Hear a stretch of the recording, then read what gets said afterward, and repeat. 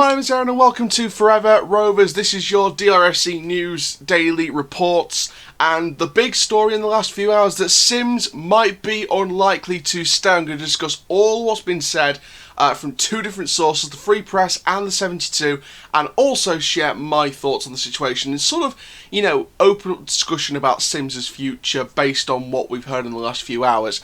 But if you're new around here, please like, comment, subscribe, click notification bell so you never miss another video, and let's get straight into it. So, the big story in the last few hours that Josh Sims might not be staying past January. And how do we know this? Well, some stuff came out from both the Free Press and the 72.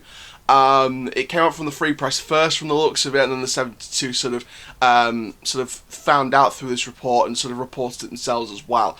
But the big story here is that Sims might be unlikely to stay past January. Now, the injury might not be a big help. However, the big sort of information to suggest why he might not be staying past January is from the Free Press and the 72.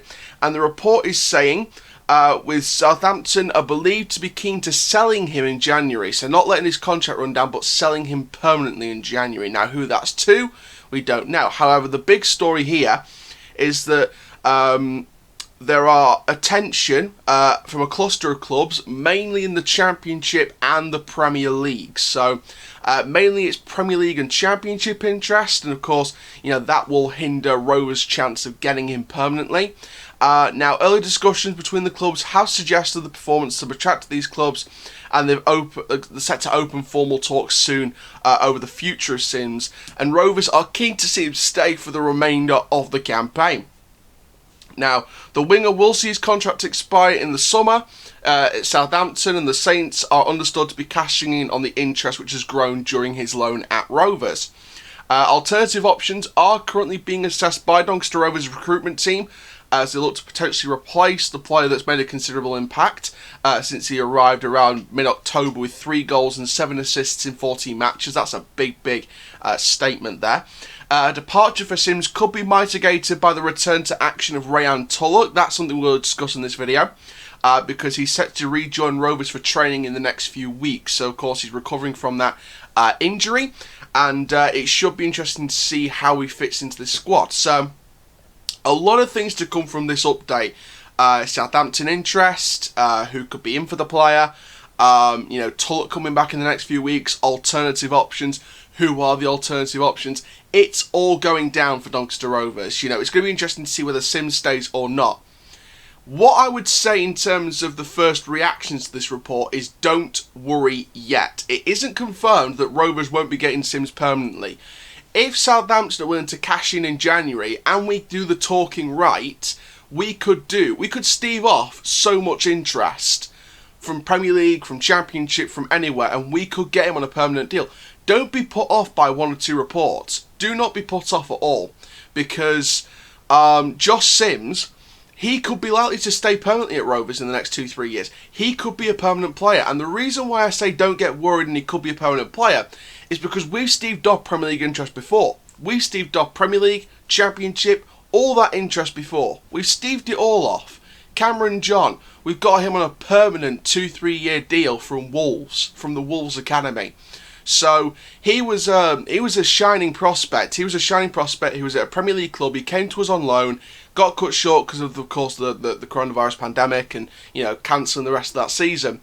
But if you look on it on a big thing here, he's come from Wolves, which is the Premier League club by Nuno Espirito Santo. They've got some brilliant players in that squad. We've got a prospect, an English young prospect from Premier League club on a permanent deal. That says something. Liam Ravenhill, it was just reported a couple of days ago, and we spoke about it in the previous daily reports, that Liam Ravenhill is set to sign a professional contract with Rovers after staving off Premier League interest. I'm sure there's going to be, Championship interest for the likes of Brad Halliday, John Taylor, Joe Wright, Reece James. There's going to be lots of interest, but we could be signing all 4 of them on brand new contracts. We staved off a lot of interest on a lot of different players. We staved off interest from the Championship, I believe, as well as the Premier League for Tyrese John-Jules from Arsenal. We've got him on loan for the season. So we've got We've staved off Premier League interest before. We've sort of pushed them to one side and hang on a minute, I'm taking this stage right now. This isn't, a two-hander in Chicago. This is a one-hander Maison Rouge solo number. We've staved off the Premier League interest. We've cleared them out the spotlight. We can do it again. I've got faith in this recruitment team. If it doesn't work out, then it was just that extra level that we need to go before we can be on the same level as that recruitment. But I've got no problems in my with the recruitment team at Doncaster Rovers. I've got no problems with them because they can make the right choices. And Sims has been a revelation for us. Hopefully the injury is not too negative. I don't see him playing on Saturday against Burton. I don't even think I see him on the bench. So I'm going to have to remove him from my predicted lineup, unfortunately. But I do think he will not feature against Burton, definitely. But when you look at the whole thing, when you look at it from a brighter perspective, the recruitment team have been absolutely fantastic. They've signed players, they've staved off interest from the Premier League, from the Championship, from other countries to get the players that we want. And we've got rid of that interest. We've got them because we treat our loanees right, we go for the right players, we play the right way. Darren Moore's got a system here and he's going to get backed in the January transfer window.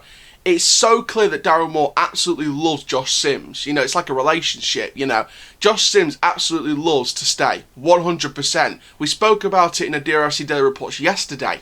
Josh Sims' comments to the HITC, 100% wants to stay because he enjoys the regular, very, very, very, very regular football. We said that.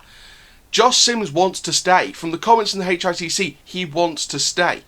And I've got no problem with signing him on a 2-3 year deal in the January transfer window permanently. If we end his loan in January and we get to sign him permanently the next day on a 2-3 year contract, best decision the club's made by far. Tulloch, when he comes back into training in the next few weeks, he needs minutes. Trust me. But I think if we have that kind of formula with Tulloch, we can play him up front, we can play him on the wings. You got Sims on the wings, Taylor on the wing, Lakilo on the wing, John Jules up front. We've got an attacking lineup this season, for the rest of this season, that's going to absolutely shine if we play our cards right. Bruce's play your cards right. Nice to see you. To see you, nice. Josh Sims is the perfect player for this club. I think we can do what this recruitment team has done before. Stave off the interest from bigger leagues, bigger clubs, and get him for us because we are a community club. We're a family club. We treat our players right. We've got the best board in this country that listens to the fans, tells us what's happening there and then. We've got a great manager who shouldn't have been sacked by West Brom. Again, that situation's repeated itself, hasn't it, with Slaven Bilic, replaced by Sam Allardyce after a draw with Man City. But, you've got to look at the principles of Doncaster Rovers. We are one of the best run clubs in this country. And with the right promotions, we could go far as a club. I want to keep my excitement grounded because we've still got the second half of the season to go. But I think we've got so much excitement building in this club and we don't even know it. So I reckon this club's going to go places in the future, and the way we do that is the right transfer business. The board's going to back the manager in this window, and Josh Sims is one of the people I want to see get backed to stay. And I don't mean just stay on a loan deal beyond this season. Because of the regular football he is getting, I want to see us get him on a permanent deal, 2-3 years at this club. Guaranteed. If we can tie down Halliday, Taylor, James, Wright on brand new contracts, if we can keep staving off the Premier League interest on Ravenhill and get him on a brand new professional contract, if we can sign Sims on a permanent deal, if we can get a couple of our other current loanees on permanent deals next season, like the likes of Matt Smith, Taylor Richards, probably won't be John Jules or Tulloch, they'll go back to their clubs, but I think Smith and Richards are probably the most likely of our loanees this season, long term, to be given permanent deals. Lumley, is he going to be a permanent transfer? We don't know yet. But the future of this club is so exciting. And it's down to our board, our manager, our players and our recruitment team. So I've got big excitement building about this club. And the first step in the window is to do the right thing and sign Sims permanently. Beat off the interest. That's probably the wrong way of saying it. Stave off the interest. Screw the rest of the clubs and just sign on the dotted line, because that's what we do. That's what we do. We stave off the big interest and we get him into our club permanently on a 2-3 year deal.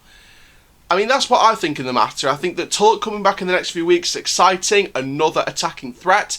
We haven't even seen the best of him yet. We saw the magic feat at the start of the season before he got injured, and now we're seeing the best of him. I think he'll come back and he'll show us exactly what we've been missing in that attack with Okunabiri up front. Now, you guys might think I'm a bit mad for saying this, but you know what? I think we've got a solution about Fajiri Okunabiri, especially with Tulloch coming back.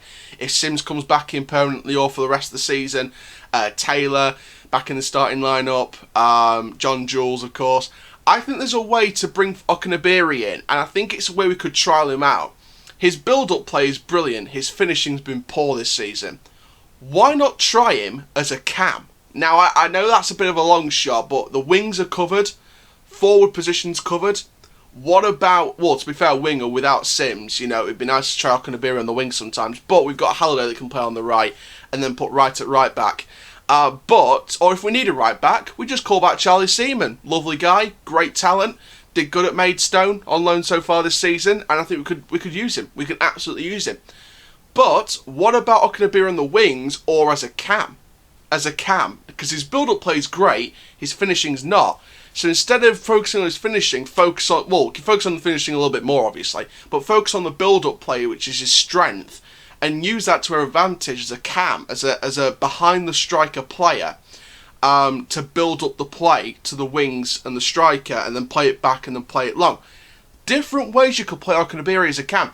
So when we get Sims in permanently, if we get him in permanently on a 2-3 year deal, or if we get him at least on loan to the end of the season, I reckon we could utilise the rest of our squad. Tulloch coming back in the next few weeks, he could be utilised. Okunabiri as a cam or as a winger, he could be utilised without playing him up front ahead of John Jules. Taylor, he's going to get more starts. I think that he may start against Burton on Saturday. I could be wrong, could be right. We know that Joe Wright's fit and ready for Burton on Saturday, so I think he'll feature in the squad, and I'll go about my predicted lineup tomorrow in the match preview. But there's many different ways you could utilise the rest of the squad if we get Sims in permanently, or at least till the end of the season. So I think you've got to utilise the squad a lot more, especially with Sims injured, but could be coming in permanently. Tulloch back in training in the next few weeks. You know, in the new year, we're going to see Tulloch play again. And you know what? I think it'll be one of the most exciting times. Like John Jules, I don't think he'll be a permanent stay. I think Tulloch will go back to West Brom. I think John Jules will go back to Arsenal. I think Sims, if he doesn't come in permanently, will go back to Southampton next season. I think they might sell him for free. Or if they're going to sell him in January, that's the last we've seen of John Sims this season. And obviously, I think with Matt Smith, he could go back to Man City maybe. Richards, he could go back to Brighton. But I think Smith and Richards are the two loanees that I could see most likely to sign permanently, like Cameron John did this season from last season. So, a lot to talk about in this video. I think Josh Sims has a bright future at Rovers, and I'd like to see that happen. So, big up to the recruitment team. I know they can do it. We're getting Ravenhill on a professional contract, hopefully. We're tying down 4 big players to new contracts, hopefully. We're going to bat more in the transfer market, and we're hopefully going to get Sims as our first sort of step in the transfer market. And I think once we sign Sims permanently, the other teams are going to be looking around and going, holy hell, they're going to be good this season. Because let's face it, Sims is one of the key players. It's been a team effort, but Sims has been one of the key individuals in that team to take us into the playoff places. We're in 6th for a reason, because of the likes of Josh Sims, Reece James, Taylor Richards, Ben Whiteman. They've all played a part in getting us to 6th. Brad Halliday, the back line. They've all played a part in getting us to 6th place. And the teams that we lost against or drew against, we can rectify that in the second round of fixtures. We can absolutely rectify that, and we've got our best shot at promotion this year. This has been our best shot at promotion in years. Last year could have been close. Year before we were in the playoffs and got knocked out by Charlton. We could do this year. We could absolutely do this year, and I believe we can. The first step is what we do in January transfer market, and the first step is Josh Sims. But there we go, guys. Thank you very, very much for watching today's DRFC Daily Report. Stay tuned tomorrow for your match preview for the Burton Albion match. And for now, guys, my name is Aaron Chandler from Forever Rovers, and that, my friends, is full time.